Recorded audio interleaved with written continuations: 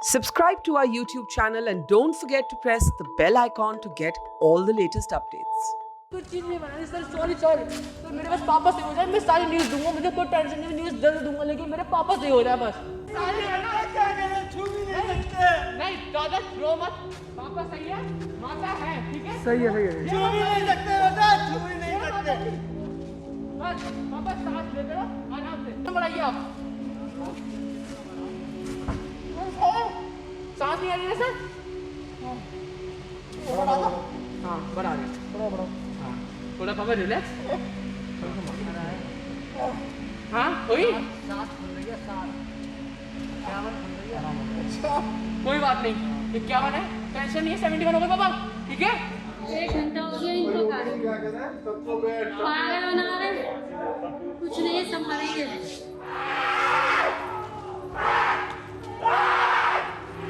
कैसे करूंगी मैं, कैसे जीऊंगी?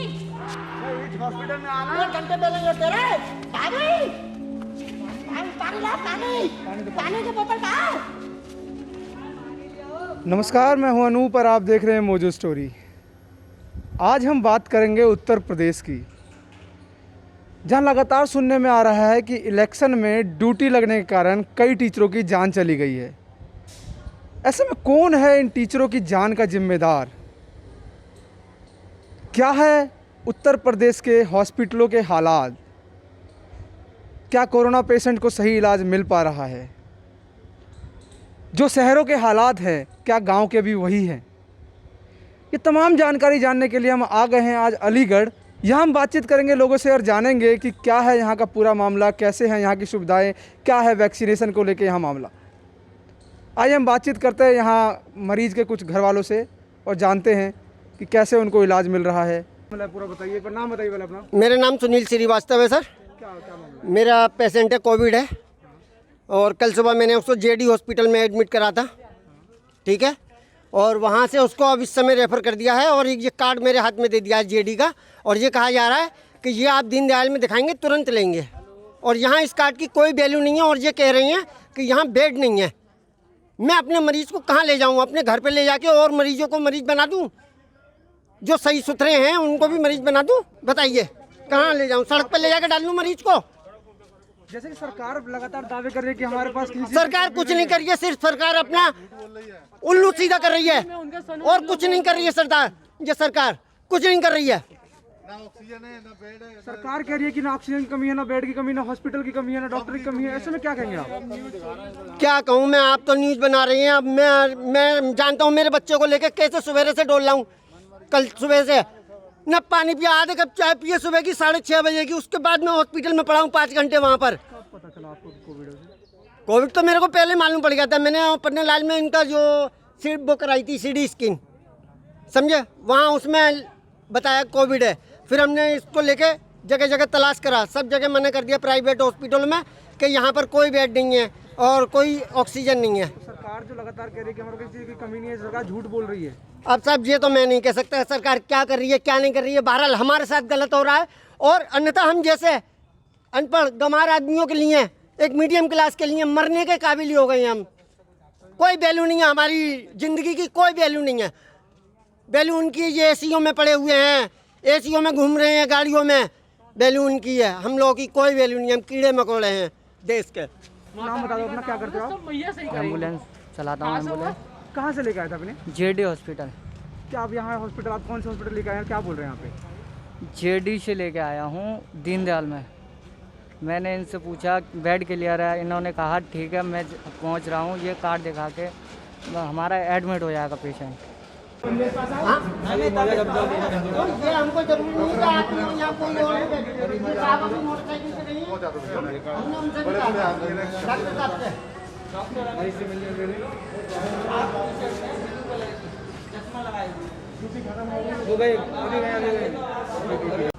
हाँ क्या हाल हो रहा है? बात हो रही है। 1 घंटा हो गया इनको गाड़ी क्या करें? सबको बेड, पागल बना रहे, कुछ नहीं संभालेंगे। आपने पूछा था अभी तक किसी से? अरे बात हो गई थी, कहा था उन्होंने एडमिट कर रहे हैं। एडमिट की वहीं से कहाँ तक करेंगे यार? यहाँ कोई नहीं ले रहा अब यहाँ के। बच्चे आदमी मर जा रहे हैं, कोई किसी की परवाह नहीं, बच्चे रो रहे हैं, अनाथ मिडिल क्लास लोगों की कोई जरूरत नहीं है, गरीबों की कोई जरूरत नहीं है। वाई फाई अभी आएगा, मिनट में ले लेंगे, देख लेना आप। मुंह पे पैसा मारो, इनके तब सुनते हैं। अरे पैसा देने को जितना है उतना देगा, जान थोड़ी दे देगा कोई।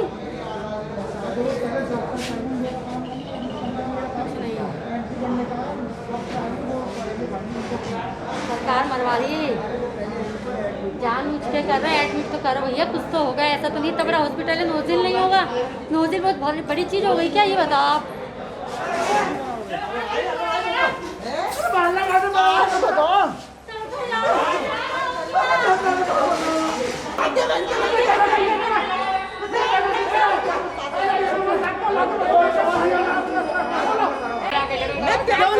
हॉस्पिटल ने आपके पास रेफर किया, एक मिनट, हॉस्पिटल ने आपके पास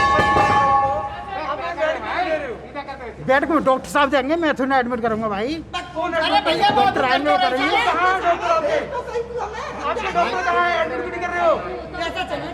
अभी तड़प रहा है, अभी तो देख लो, अभी तड़प रहा है वो। कहाँ मरीज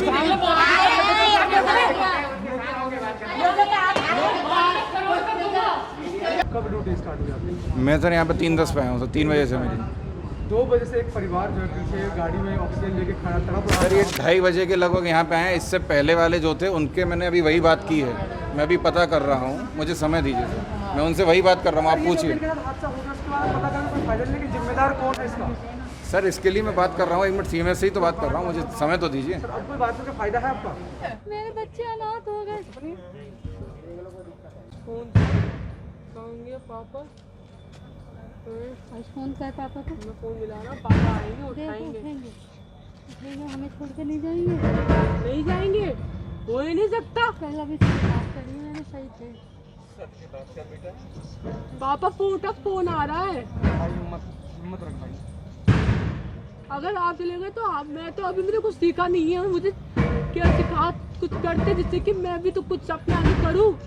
मम्मी का क्या होगा, भाई छोटा भाई तो क्या कहेगा वो, पापा वो कह रहा है मेरे पापा आ रहे हैं, कल से कह रहा है मम्मी पापा आ रहे हैं, क्या करें। वो फोन ले लिया है, अभी उठाने नहीं, उठाएंगे, दे रहे हैं, फोन दे रहे हैं हाथ में उनके, वो नहीं उठाएंगे, अब थोड़ी एनर्जी ला रहे हैं, उठाएंगे। भगवान क्या करो तूने, मैंने तेरे आगे झोली भी फैलाई। मैंने माँ सब चीज़ मांग तुझसे कही, मैं फोन मिला रहा, मेरे पास फोन उठाएंगे। सुबह सब करके आई, मैं कुछ भी नहीं हुआ, पूजा पाठ सब बेकार। पापा फोन उठाओ। तो जैसा कि आप देख सकते हैं कि पिछले 1 घंटे से ये परिवार जो है हॉस्पिटल के गुहार लगा रहा था, हॉस्पिटल प्रशासन से गुहार लगा रहा था, और आखिरकार इनके मरीज़ ने हॉस्पिटल में पहुंचने से पहले ही एम्बुलेंस में अपना दम तोड़ दिया।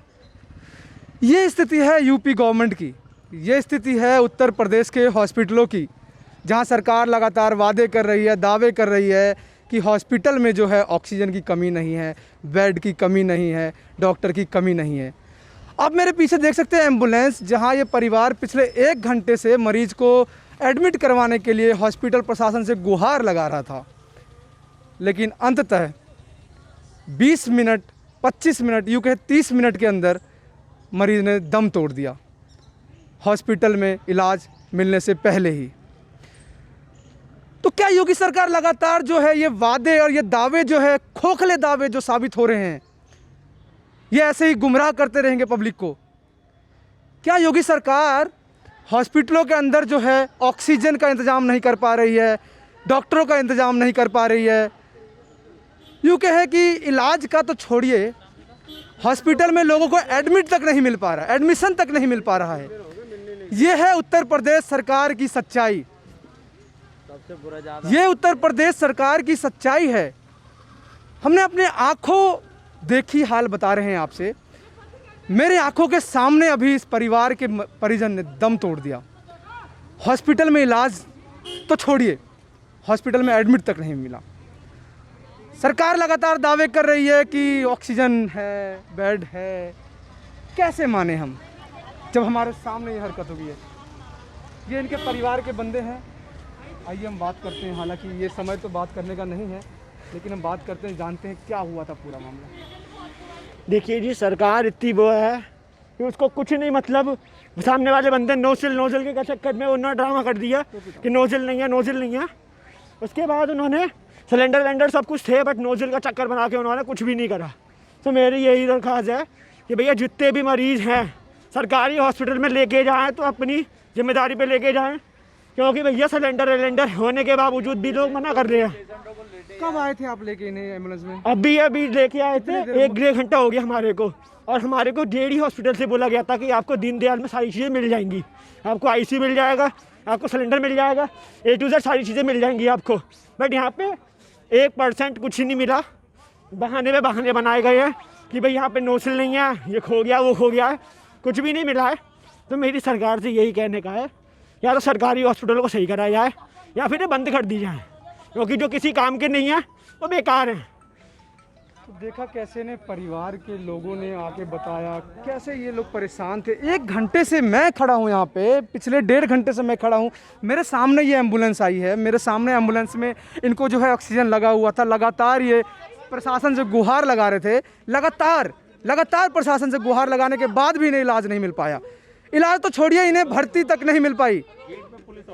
ऐसे में यूपी सरकार से मेरा सवाल है, योगी जी से मेरा सवाल है, जो आप लगातार वादे कर रहे हो कि हॉस्पिटलों में जगह है, ऑक्सीजन की कमी नहीं है उत्तर प्रदेश में, ऐसे वादे आप खोखले वादे कब तक करते रहेंगे? आप देख सकते हैं मेरे पीछे ये एम्बुलेंस, मेरे सामने इस इंसान की जान चली गई। तड़प रहे थे ये, हॉस्पिटलों में बेड की गुहार लगा रहे थे इनके परिवार वाले। मैंने भी अपनी पूरी कोशिश की। सोचिए अगर मीडिया वालों से कहने के बाद भी अगर बेड नहीं मिलता है तो ये आम पब्लिक, आम जनता सरकारी हॉस्पिटलों में इलाज के लिए कैसी तड़पती होगी। ये तो नज़ारा था सिर्फ अलीगढ़ का, सिर्फ अलीगढ़ का। अभी हम और भी जगह आपको लेके जाएंगे, दिखाएंगे उत्तर प्रदेश के क्या है हालात, क्या है योगी सरकार के खोखले दावे। मेरा नाम रोहित सक्सेना है और मैं स्वास्थ्य विभाग में जिला प्रशासनिक अधिकारी के पद पर कार्यरत हूँ। सर, जिस हिसाब से आजकल शहरों में देखा जा रहा है, हजारों की संख्या में डेली मौतें हो रही है, ऐसे में उत्तर प्रदेश के अलीगढ़ के क्या हालात है? With the grace of God मैं कहूँगा कि अलीगढ़ में हालात काफ़ी अच्छे हैं, संभले हुए हैं। वर्तमान में हमारे यहाँ जो डेथ का रेशियो है, कैजुअलिटी रेट है, वो 1% से भी कम है और हम उम्मीद करते हैं कि यही बना रहे। लोगों की जानें बचाना जो हमारा मुख्य ध्येय है वो उसमें कामयाब हो पाएँ। सर, ऐसे में स्वास्थ्य विभाग पर आज भी एकदम बड़ा सवाल उठ रहा है कि इलाजें हॉस्पिटल में टाइम से नहीं मिल पा रही है, ऑक्सीजन नहीं है, डॉक्टर नहीं है, मरीजों की देखरेख सही नहीं हो रही है। ऐसे में आप क्या कहेंगे? देखिए, ये मैं नहीं कहूँगा कि पूरी तरह से सब कुछ व्यवस्था 100% सही है, कहीं कुछ खामियां ज़रूर हैं।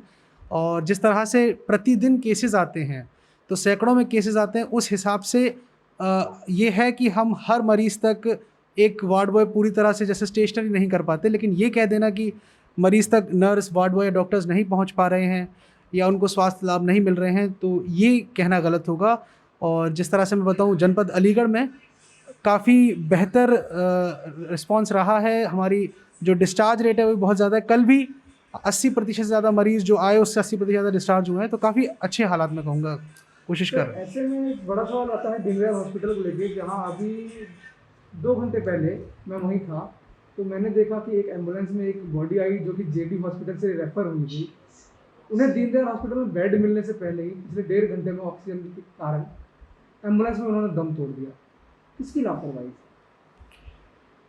देखिए, इस बारे में क्योंकि मैटर मेरे संज्ञान में नहीं है, कुछ भी कहना जल्दबाजी होगा। लेकिन अगर ऐसा कुछ हुआ है जैसा आप बता रहे हैं, तो ये ज़रूर एक गंभीर मुद्दा है और ज़रूर वहाँ के जो मुख्य चिकित्सा अधीक्षक हैं उस पर कार्रवाई करेंगे, उसके बारे में जानकारी देंगे। प्रत्यक्ष को प्रमाण की आवश्यकता नहीं होती, आपके सामने है। पिछले 1 घंटे से एम्बुलेंस में तड़प के इन्होंने अपनी जान दे दी। इनके परिवार वाले लगातार जो है इलाज के लिए गुहार लगाते रहे प्रशासन के सामने, लेकिन कोई बंदा टस से मस नहीं हुआ। पिछले 1.5 घंटे से एम्बुलेंस में लेटे इन्होंने अपनी दम तोड़ दी। अब देखते रहिए हमारे साथ मोजो स्टोरी। मैं हूं Anoop. It's great to see you here. Thank you for watching our work. If you haven't subscribed yet, don't forget to click the bell icon and subscribe to Mojo Story and support independent, robust journalism.